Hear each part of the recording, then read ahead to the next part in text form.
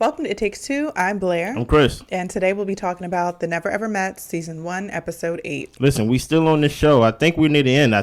Yeah. But I need y'all to subscribe, like, share, comment, all the above. Blair, you ready? Yes. Let's go. Shay is still upset and confronting Josh about possibly trying to sleep with Alexis. He says he is not lying. He did not try to sleep with that girl. Shay does not know Dymond or Alexis that much, really, but she does know Josh, so she's going to choose to believe Josh. What was your thoughts on this scene, on basically from the carry on from last episode? Pretty much. I mean, what else is she supposed to do? Like, she's not about to leave him, and she doesn't know Dymond or Alexis. I mean, Josh doesn't have the best track record as far as sleeping with folks and having babies on her. But I mean, I'm like, what else is she supposed to do? Like, y'all aren't going to make her break up with her man. So well, then what was the show for, Shay? You coming in, barging in. He tells you what it is. You don't believe him. You storm off. You basically say you're done. You crying in the bathroom, and now you coming back like, you know what? I don't know Alexis, and I don't know Dymond. Yeah. Then what was all that for? Walking around the house with that blanket still. I don't get it. I really don't. We are getting near the end of the season. These people is getting weirder and weirder each time. I just leave them be. Yeah. Let's go. Well, Josh is talking to Gregg and just kind of venting and just saying, like, he thinks Dymond needs to mind her own business. Like, Shay and Aaron, they just be too much in the mix. Pretty much. Millie is ear hustling from the window. Shay asked Dymond, why would Alexis bring it up now? And apparently Alexis was just asking about everybody, how everybody was doing, and it just came out. Millie doesn't believe Alexis. Dymond didn't want Shay to be blindsided, so that's why she told her. Apparently Alexis has Shay's number, and she hasn't reached out to Shay for anything at all, ever. So she doesn't know why Alexis would think that she could tell Dymond for Dymond to tell her. That is kind of weird, right? Yeah, Shay can't tell if Dymond is being messy or trying to be like a big sister. Well, in order to be a big sis, I gotta call you to the family, right? Like I have to basically be like, hey, big sis. And listen here, don't be a big sis or big bro to me unless if I don't at least call you bro. Don't take it upon yourself to basically be my mentor or to be my brother.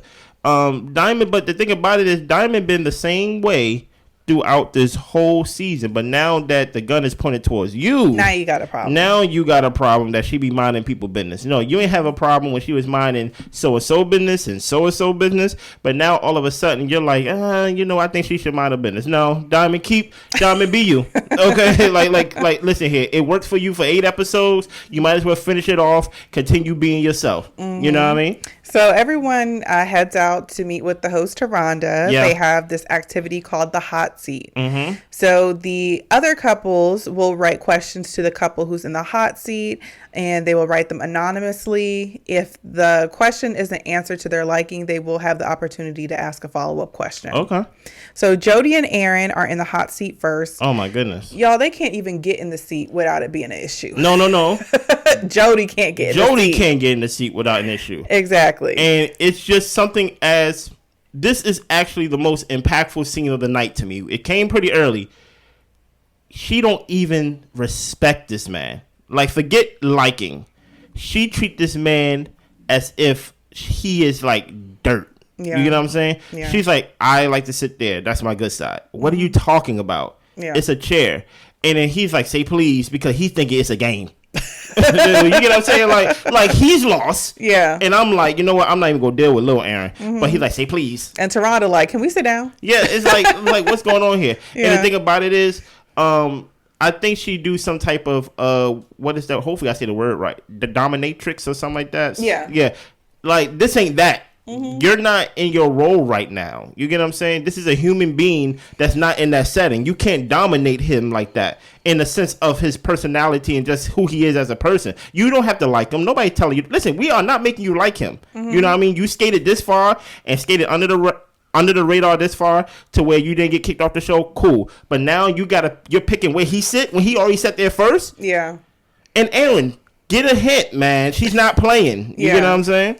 So a question is asked, do you think the relationship is more short-term or long-term? Aaron says long-term. And I wish Aaron wouldn't answer so fast. I'm just like, let Jody take the lead sometimes. You don't have to be the first one to answer all the time, you know? So he answers long-term and she just says term. Oh my God. And then she says she doesn't know. I'm just like, why are you here? Like, why are you even here? You're like, your attitude sucks. Yeah, listen here. And Shay over there like, well, I like that term. I'm like, Shay, the more the show goes on, listen here. There's a season 2, man. I don't know if I'm gonna be back with y'all, man, because this is just the more we getting closer to the end, it's starting to intensify for me. Everything's starting to make me upset when I watch the show. Even Aaron sitting there with his chest out. I'm like, why are your chest out for, little Aaron? Yeah, you know what I'm saying. But let's continue. The next question is, where do you see yourselves in 5 years?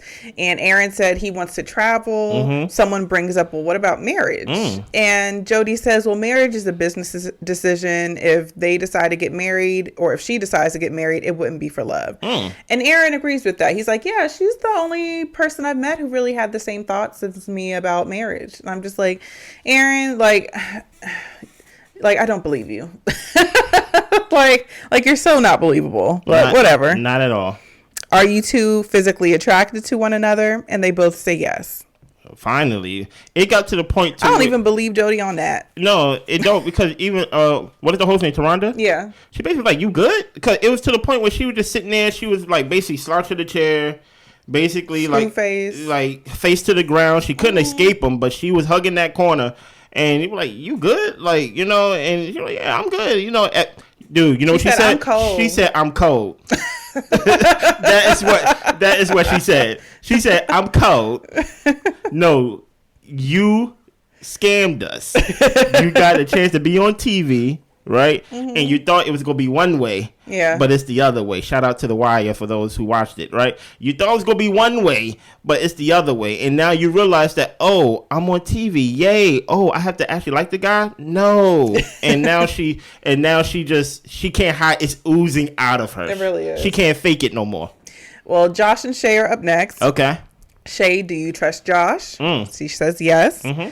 Jody asks, well, how are y'all navigating possibly having broken up with the situation that happened here? Shay says, we've talked about it, we've processed things, and we've gotten through it. And Shay is just like, look, these questions are easy. Yeah. And they really were giving them easy questions. They asked Shay, how does your mom feel about Josh? Shay never has brought him up to her mom or her sister because it's an internet relationship, and she wants them to get to know him in person first. What are your thoughts on that? My thoughts is just like, so why are you wasting 12 years of your time with this man 12 if it's not a real relationship? If you yourself can say it's an internet relationship, then like, what does time mean to you? like, you know, like, you haven't met this guy. Like, do you want a family? Like, what do you actually want out of a relationship? Like, do you just want somebody to talk to? Then if that's all you want, then that's what you got. So why are we even here? Like, you really didn't even have to meet the dude if you got what you wanted already. So I don't know. I just find it odd when people don't have clear intentions about what they want in relationships as far as like romantic relationships, because it's just like, what are we even here for? You know, it's just, to me, it's just, I don't get it. So it's giving off the way that Shay just described that.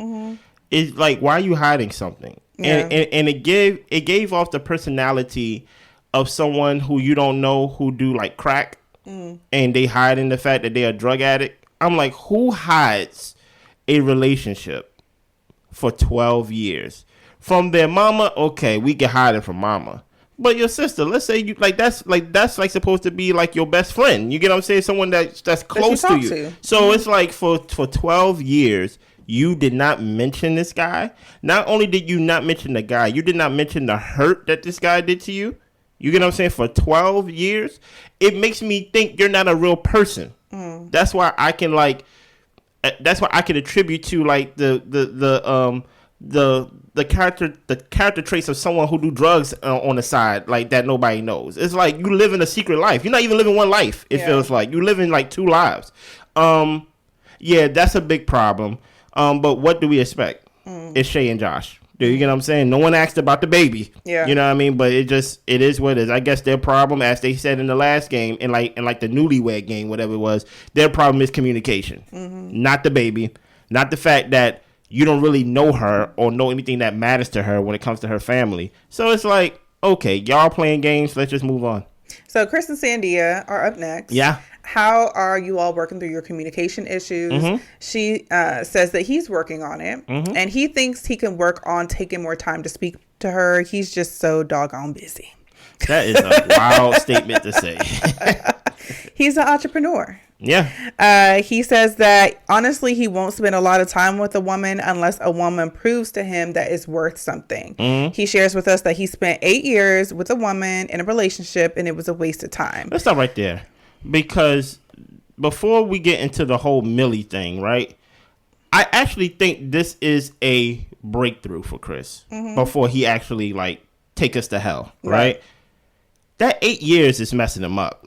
Bad. Right? And the more he talked about it, right? And I hope it's not one of those situations to where, you know how a guy cry about a relationship and then you get the news that he cheated in the relationship and that's why I left. He said something. I'm gonna jump forward then jump back. He said that he was close with her and close with the family. Right? I wonder how close he is to his family. Because if he's not close with his family, or if his family is still home and he's here, right? That family was kind of like his family. Yeah. And if that relationship broke, that means everything with that relationship broke, right? So I like him keep mentioning that 8 years. It's kind of like someone who overcorrects and now you're still wrong. It's like, okay, I think really Chris was a simp. And when I say simp, I don't mean in a bad way. It's just how I talk, right? I think he was a lovey-dovey type of guy, right? Nose all open, right? And then the relationship ended. And he was like, you know what? I'm going to overcorrect this. I'm going to make sure I'm never open with a girl. I'm going to make sure I never have time for a girl. I'm going to make sure I hate women. What? Wait a minute. What happened to the hate women come from? Right. You know? They got to prove it to me. Because 8 years, and it's like, oh, no one had to make you say that now. Compared to last time when you was in a therapy session, they had to pull it out of you. But now you using that, it's starting to come out of you. So I noticed that. But he's still toxic, though. Yeah. He's still very toxic. Yeah. Millie keeps piping up. Honestly, I didn't write down what she said because she shouldn't have been talking. Like, why are you piping up and got commentary on his situation? You're not even asking a question. You're just yelling out stuff. Whole time. Because Millie was basically saying, like, basically trying to correct his story. And he basically was like, it was 8 years and things like that. And she basically, I think she likes him. Because I'm like, there's no reason why for you to even talk to this guy. But she's like, keep piping up as if like he's doing something specifically to her. Yeah. And it's weird. It's weird behavior. But you're right. I ain't write it down either. Yeah. They someone asked, how do you feel about being controlled by a man, to Sandia? And Sandia says they don't control each other. Okay. Sandia believes men and women can both lead. Chris thinks women are bad decision makers. Oh my goodness. And Sandia thinks Chris is exaggerating when he says that. Oh, I don't know about that. Taronda has to pretty much check Chris and says that women in a way are above men because they can procreate and they multiply whatever is given to them. And that's a smack in your mother and your ancestors' faces by you saying that. And during this time, the women is over there like, yeah, preach, girl. You got Millie over here making like, I'm like, what are you doing? You need help. You need like therapy, like for real. Not even, you just need help. Yeah. She's talking. This is not a church service now. Right. Now everybody feeling the Holy Ghost now, clapping and praising the Lord because Taronda, her name? Taronda, besides her saying men or women are equal, she said, actually, women is this. And Millie's like, and I'm just like, what are you doing? What am I watching here? How did you feel about the church service that we just entered with Taronda? I just feel like, and oh my gosh, I don't want y'all to like call me names, but you know what? Call me what you want to call me. Okay. But to me, all these women seem like bitter and broke and just dilapidated and just awful. Like honestly, like these are not like my type of girls. I'm sorry. like why are you clapping and a hooting and a hollering based off of Taronda saying women are better than men? Like, but because Taronda says something, it doesn't make it facts. No. You know what I'm saying? And I'm just like, I do think, as Taronda says further on in the conversation, it's basically like, you know, this is kind of a tandem. We work together. We need each other type of thing. But for them to just be like, yeah, women power. We're better than the men. I'm just like, this just looks so bad. It just looks sad to me. I don't know. No. It's like y'all are desperate for validation from somebody to say you're better than a man. Like, it's just like, ugh. Dude, you know what's crazy about it? If there was any group that are bad decision makers, I'm not saying women are bad decision makers. These women are bad decision makers. I would say Shay is a terrible decision to get back with a guy, or that you haven't even told your mama about, that you haven't even told your sister about, that had a baby with a roommate. Basically, like, on you. Dymond, I would say, is a bad decision to marry someone or to be with someone who have a problem that he is addicted to proposing to people. And when they say no, he just hop on to the next person. You get what I'm saying? It's just like, Jody, I think you are a bad decision maker because look at how you're lying to us and thinking that you're trying to trick us into thinking you like Aaron where we know you don't like Aaron. Yeah. You get what I'm saying? Like, it's just, Millie, you keep getting into these like... And Millie keep talking about how she don't need a man, but she want to be with Gregg. I'm just like y'all are the yelling worst. at Chris and yelling at Chris. Yelling at Chris when Chris not even talking to you. Yeah, I'm just like... So I'm like, this is... The peanut gallery that I want to agree with me, I wouldn't want these women to agree with what I'm saying. Yeah. You get what I'm saying? Yeah. Well, Chris asked her, who's giving it to you? Chris, you pretty much you're saying that the women can multiply. Well, who's the one who's given the seed or whatever? And Taronda explains that men and women are nothing without each other. And that's pretty much where she lays it at. But you can't say that, Taronda, when you start off with this. Yeah. You said you think men is this, but really it's this. And I'm just like, then you end it with, well, we need each other. Taronda, I think it wasn't your place to even give that speech, to be honest. Be the host, say your question, get out the frame. Yeah. Because, like, honestly, if you, this is not, and nephew Tommy used to be having this problem too on Ready to Love. They use these moments as these like come to Jesus teaching moments on how you view things, but at the end of the day, no one watched the show for Taronda. Yeah. You get what I'm saying? So I think it was just an immature conversation all around.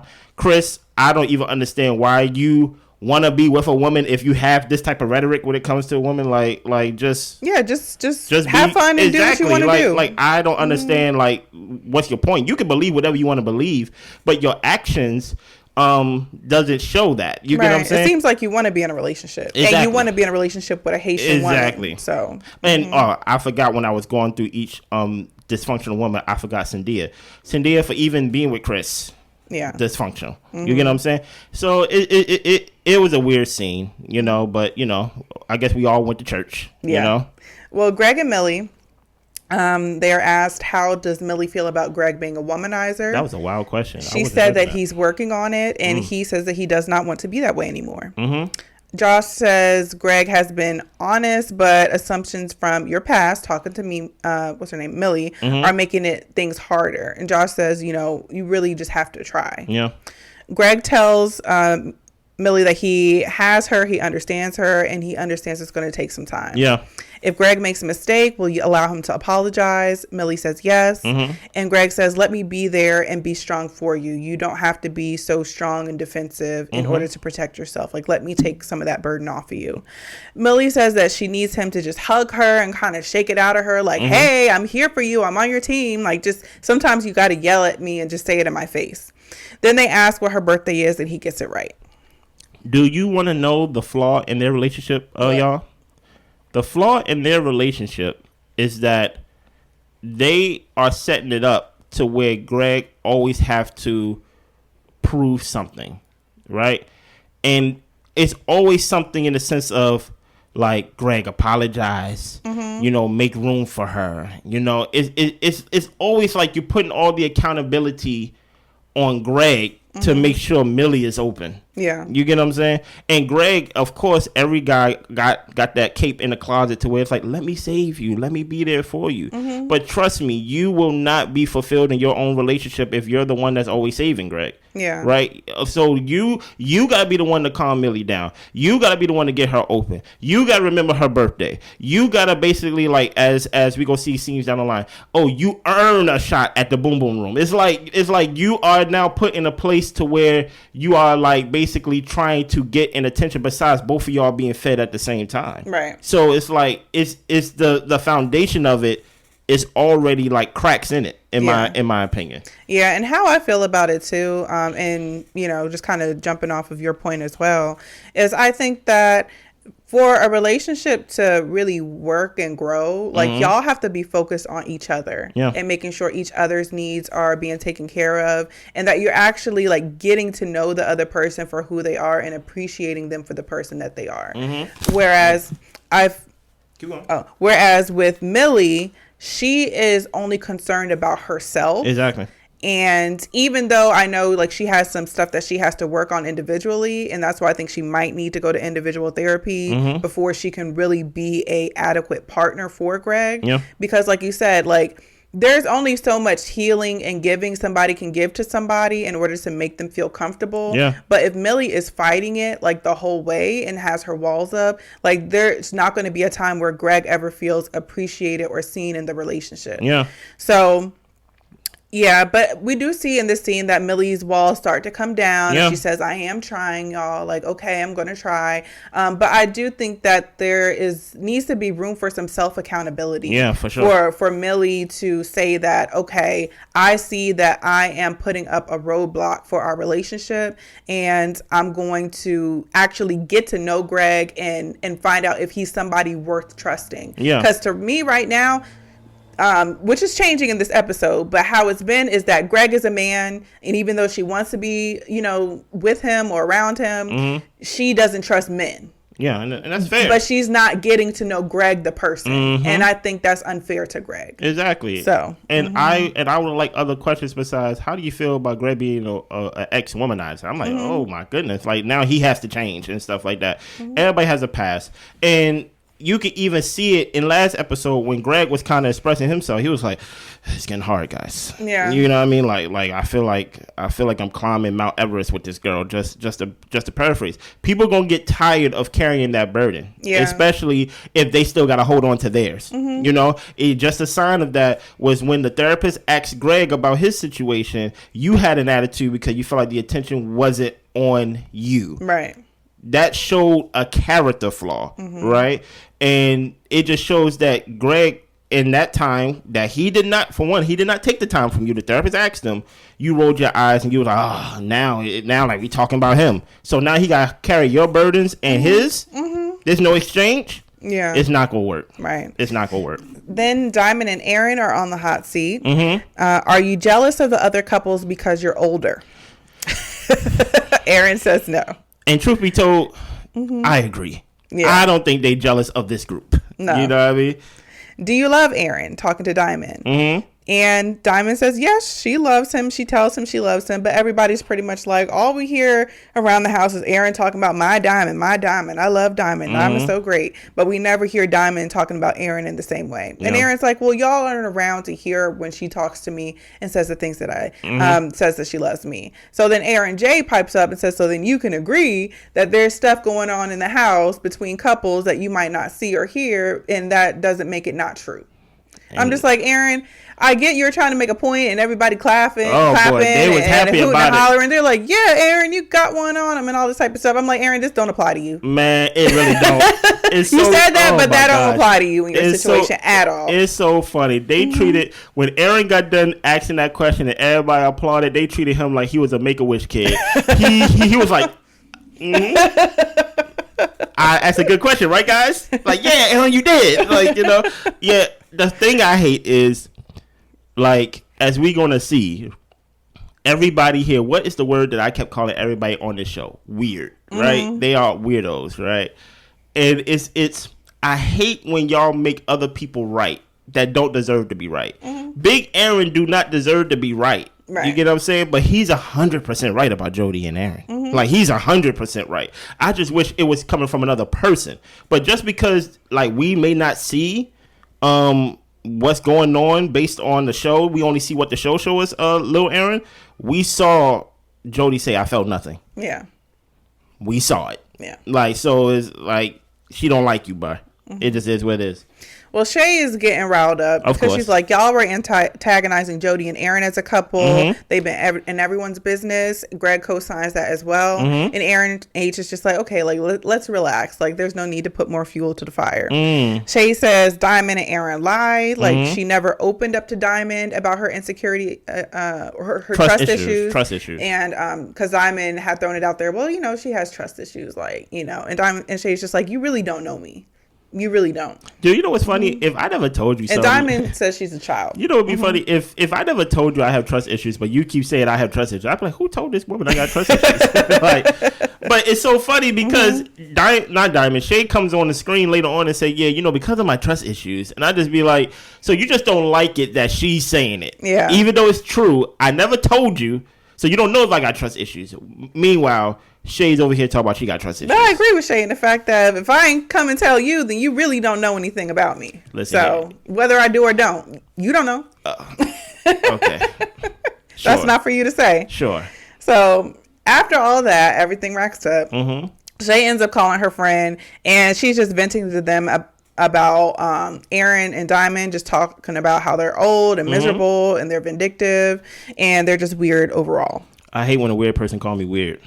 Aaron H says, you know, you make me feel good about myself, Shay. And he's kind of like walking and following behind her and kind of like, not, I don't know. I guess he was trying to have a confrontation with her, or he was just trying to get under her skin. And Shay's just like, you know what, F you and ya B. So Aaron fills Dymond in on what Shay was saying, because Shay also has something to say about how, you know, Dymond's lady parts probably ain't fresh or something like that. Yeah. So Aaron says that he's done giving his opinion to people, and Dymond is going to keep her advice to herself, and these people can worry about themselves. I'm like, y'all should have been doing that. Number one, y'all in the same house as these people. Yeah. So what make your advice any better than anybody else's when y'all in the same? Y'all are roommates. Yeah. Literally castmates on this weird show. The way that the camera was doing it, or the way that the editing was on the show, it made it look like Shay was in the bathroom and Aaron was kind of like going up to the bathroom to where she was. Like Keisha was going up the stairs, and it made it seem like he heard what she was saying on the phone to her friend. I don't know that to be true. It seemed that way because it did seem kind of explosive. I don't want to say out of nowhere, but I wish I would have saw like the origin of him like actually like hearing what Shay said. But yeah, don't walk around nobody saying you make me feel good about myself. Like that's another reason why people are telling y'all to mind y'all business. Whatever someone thinks about you is none of your business, Aaron. Like, it's really not, right? Actually, while she's in the bathroom, this is your time for you and Dymond to go to the boom boom room, since they always y'all need to hurry up. Exactly. So I'm like, I don't even understand why you like patrolling the house. It seemed like he was patrolling. It just seemed like he was walking with no purpose but to patrol. Right. You know. Well, Josh is telling Shay just to let it go. They only have a week left. Like, let's make the most of it. We only got a week. And Gregg and Millie finally get the chance to go to the boom boom room. They don't show us much of anything when they get in there, but we see the next morning that everything went well and they seem to have connected. So listen here, man. Hopefully y'all saw that room. Hopefully y'all did whatever y'all did, clean that room from top to bottom, because the boom boom room was supposed to be for a temporary night, one night at a time. From what I understand, for 8 episodes, Shay and Josh been living. I mean, people got to ask them, can we use the boom boom room tonight, y'all? She been carrying that blanket from the boom boom room. I would not want to be in the boom boom room if this is really your house. Okay. You get what I'm saying? No. And even when they connected and things like that, it really made it seem like it was something that Gregg had to prove to her. Yeah. It was nothing in the sense of like equalness. It was look, I see cracks in foundation all in their relationship. Yeah, but see, and I hate to, well, I don't hate to compare. This is kind of how I'm seeing it the more that we're talking about it. Chris and Millie are more alike than they would like to admit. They are more alike? Yeah. Oh, okay. Yeah, because Chris has Sandia in a position to where she has to constantly prove herself to be the woman that he should spend time with and why he should be with because of the hurt in his past. And I'm seeing that Millie is doing the same thing with Greg, putting it on him to prove he's worth something. That she would give him the time of day or her body or actually like see him in person. You like, earn me. Right, exactly. Like you earn me versus us actually enjoying each other, learning each other and just growing in our relationship. Like the hurt that these people have is really putting their partners in a terrible kind of unwinnable situation. Yeah. But I do feel like there was a breakthrough with Millie here. So hopefully she can keep it up. Maybe. Listen here. Maybe they don't like each other, but I connected them the minute she called him a B. I was like, this is kindergarten, this playground stuff. Why are you so interested in Chris? Yeah. Maybe. I don't know. So Dr. Allie is there to talk to a few of the couples to work through some of their issues. Yeah. Shay and Josh go first. Shay is working on not releasing the beast on him. Apparently she can go from 0 to 100.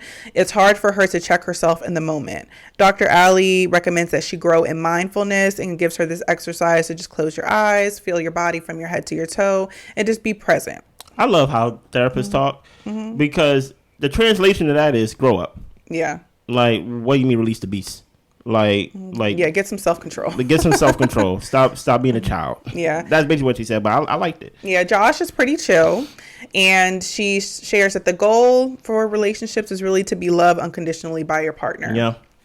Dymond's daughter ends up coming in. She meets Aaron. She asks him what his intentions are. And he says he wants to marry her because he's in love with her.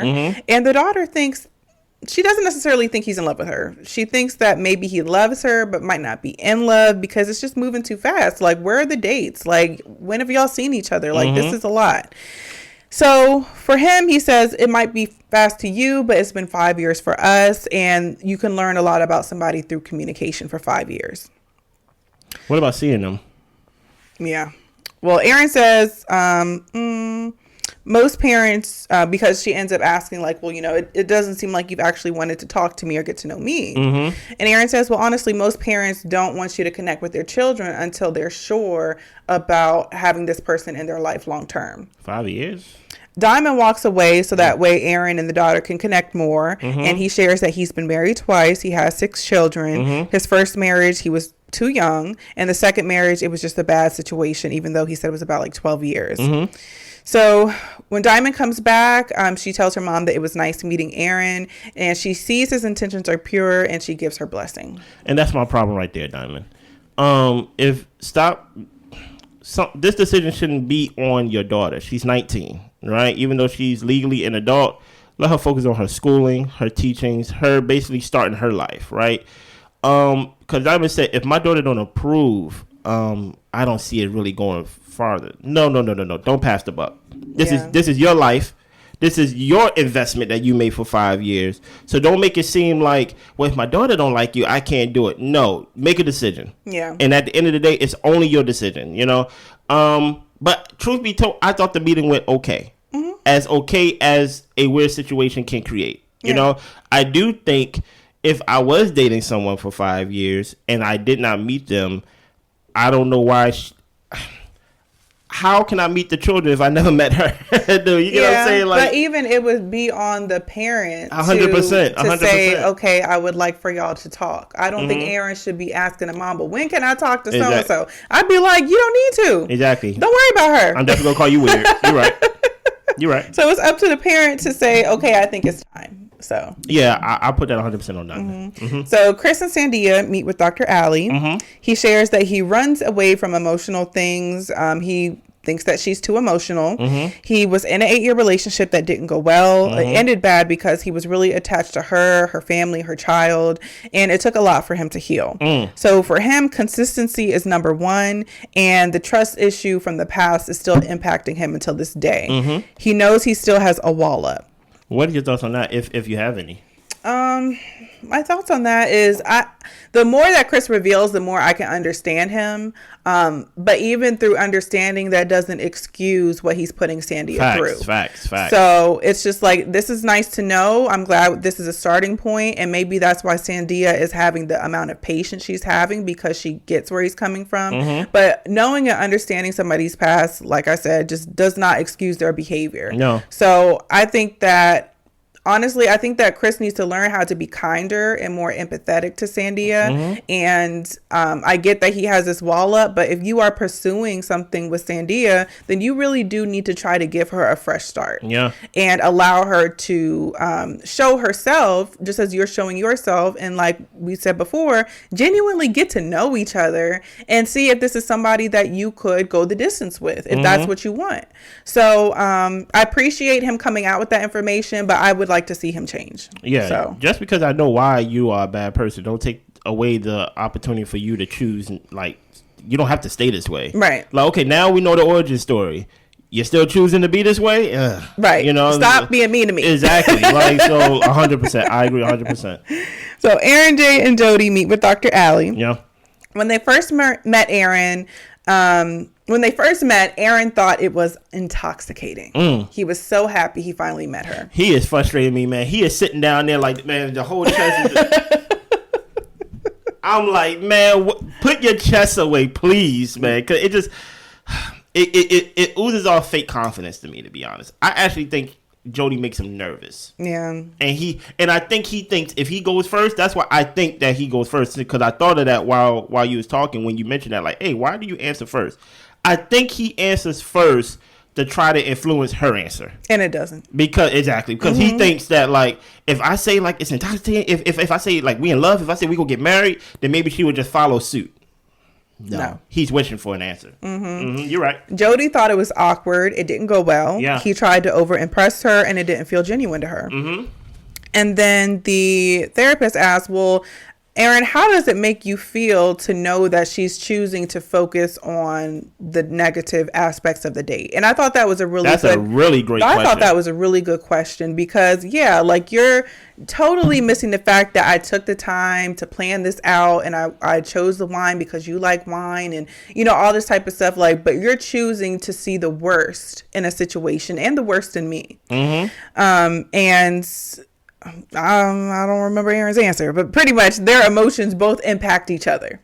And Aaron's sadness is there, but he has a hard time with failure. He doesn't want to fail at this relationship, even if it's not working. And that's pretty much kind of what the doctor summarizes his feelings as being, because you're looking at it as a failure if it doesn't work out.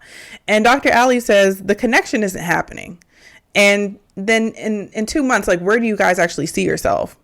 Jody doesn't know. And Dr. Allie is just like, Aaron, can you give us a minute? Yeah, give us a minute. Let me just talk to Jody one-on-one. Yeah.